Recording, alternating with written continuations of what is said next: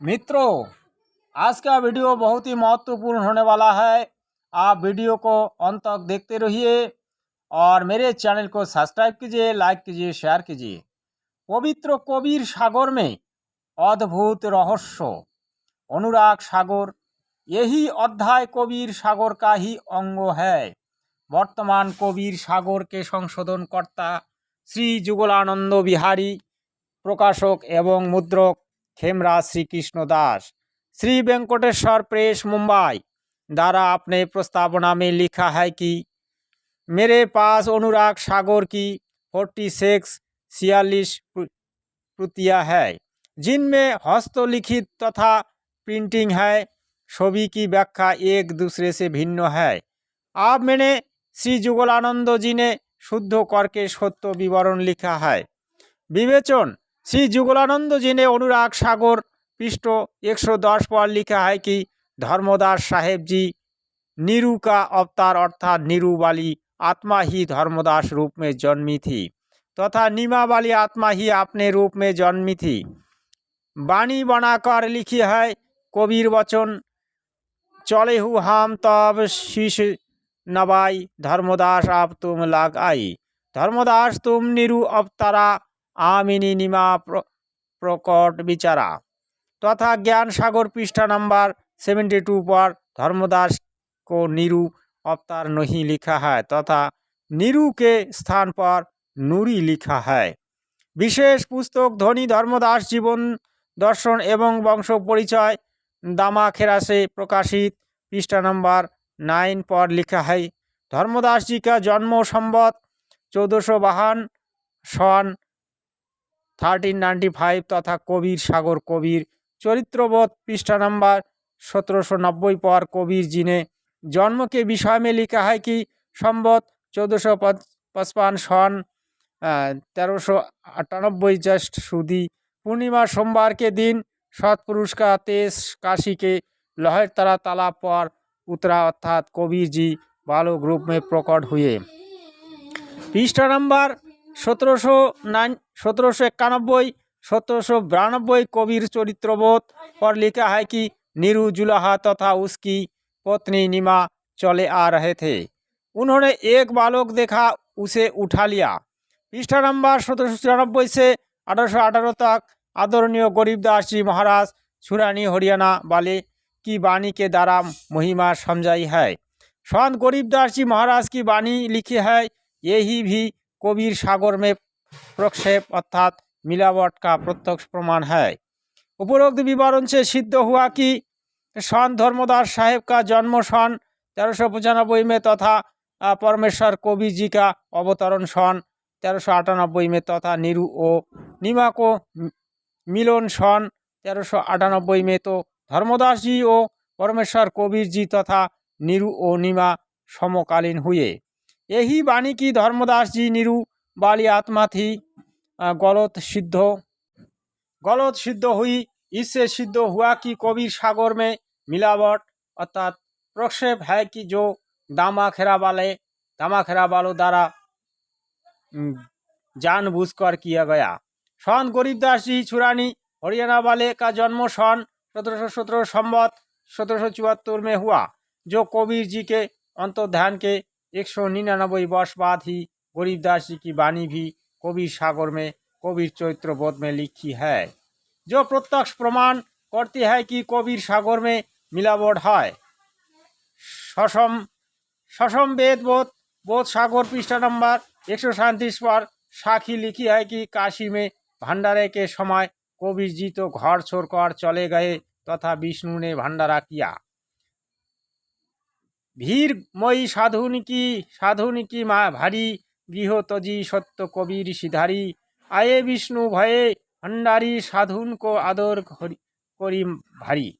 इससे सिद्ध है कि कोई नकली कबीरपंथी मिलावट करता श्री कृष्ण का भी पुजारी है तथा सत कबीर जी की महिमा से अपरिचित है।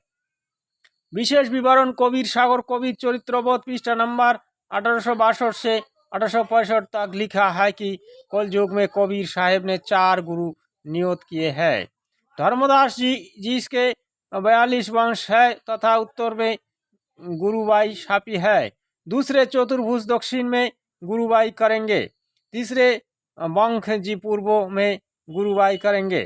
चौथे सौती जी पश्चिम में गुरुबाई करेंगे। जिस समय कबीर सागर लिखा गया सन 1505 संवत 1562 में, उस समय तो केवल धर्मदास जी ही प्रकट हुए थे। जब ये चारों गुरु प्रकट हो जाएंगे तो पूरी पृथ्वी पर केवल कबीर साहेब जी का ही ज्ञान चलेगा। यही प्रमाण अनुराग सागर पृष्ठा नंबर 104-105 पर है। उपरोक्त विवरण से स्पष्ट हुआ कि कलयुग में धर्मदास जी के अतिरिक्त 3 गुरु और पृथ्वी पर प्रकट होंगे। उनके द्वारा भी जीव उद्धार होगा। दामा खेरा वाले द्वारा बनाई दंत कथा गलत सिद्ध हुई कि कलयुग में केवल धर्मदास जी के वंशज द्वारा ही जीव उद्धार संभव है, अन्य द्वारा नहीं। यही उल्लेख कबीर सागर में कबीर वाणी पृष्ठा नंबर 160 पर लिखा है, जो स्पष्ट मिलावट दिखाई देता है। मुझदास रामपाल दास को एक 450 वर्षों पुराना कबीर सागर प्राप्त हुआ है, जो बहुत ही जीर्ण शीर्ण है। उसके आधार पर कबीर सागर का संशोधन किया जाएगा। उससे लिखा है कि कबीर साहब ने धर्मदास से कहा था कि जब मैं सतलोक चला जाऊं, उसके पश्चात तू दीक्षा देना शुरू करना। एक बात ध्यान रखना कि सार शब्द की किसी को नहीं देना।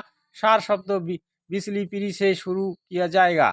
धर्मदास ने कहा है कि परमात्मा क्या मैं अपनी संतान को भी सार शब्द ना दूं? तब कबीर जी ने कहा था कि नहीं देना।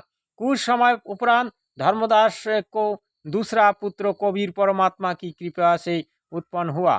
धर्मदास पुत्र मोह में फंस गया और कबीर जी से कहा कि दाता, मेरे मन में दोष आया है कि मैं अपने वंश को तो सार शब्द दूंगा, नहीं तो इनका मोक्ष नहीं होगा। तब कबीर जी ने उनका गुरु पद वापिस ले लिया था। धर्मदास के पुत्र को स्वयं गुरु पद दिया। उसको केवल 5 नाम दिए थे। धर्मदास को अपने सामने सतलोक भेजा था कि कोई सार शब्द को भेद वंश मोह से फंस कर ना बता दे। धर्मदास को जीवित को ही समाधि दे दी थी। धर्मदास के पुत्र चूड़ामणि को संवत 1570 सन 1513 में गद्दी पर बैठाया था, जानी गुरु पद दिया था। संवत 1575 में परमेश्वर कबीर जी सरासरी सतलोक चले गए थे, जानी 5 वर्षों पहले ही चूड़ामणि की गद्दी दी थी। सतलोक जाने के पश्चात पुनः धर्मदास को मिले। धर्मदास अपने पुत्र चूड़ामणि को सार शब्द बताने का विचार कर रहा था। तब परमेश्वर ने उसे रोका, कहा कि गुरुदेव की आज्ञा का उल्लंघन करना महापाप है। वंश मोह में अंधा होकर नरक जाना चाहता है। तो अब धर्मदास को झटका लगा। पुनः उपदेश लिया तथा कहा कि मुझे सतलोक भेज दो, नहीं तो मैं बहुत बड़ी गलती कर दूंगा। आपका उद्देश्य मधुरा रह जाएगा। तब कबीर जी ने जगन्नाथपुरी में धर्मदास को जीवित को धरती में दबा दिया, जानी समाधि दे दी।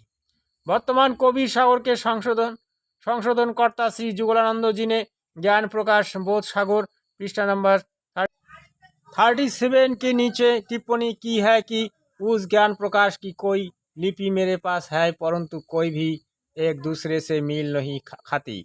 लेखक महात्मा की कृपा से पक्षपात और अविद्यावश कबीर पंथ की ग्रंथों की दुर्दशा हुई।